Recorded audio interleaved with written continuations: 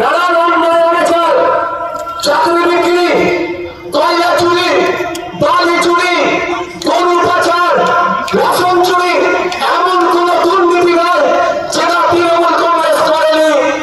তার অধিকাংশ সেন্ট্রাল এজেন্সির হাতে তদন্ত ভার দেওয়া হয়েছে, কিন্তু খোঁজ নিয়ে দেখুন যথাসময়ের মধ্যে চার্জশিট না জমা করতে পারার জন্য উল্টে কি হচ্ছে দেখুন, জামিন পেয়ে যাচ্ছে।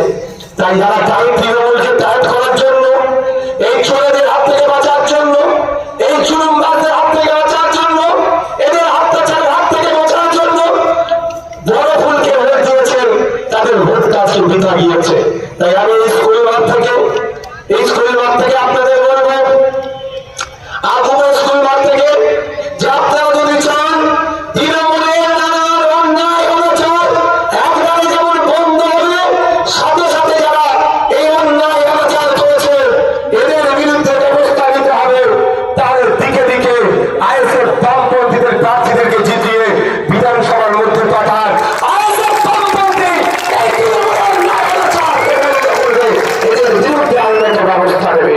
অশোকনগর থেকে খামচিহ্নে দাঁড়িয়েছেন আমাদের তাপস দা, হাবড়া থেকে জাতীয় তারা চিহ্ন রিজিরঞ্জন বিশ্বাস বলছেন।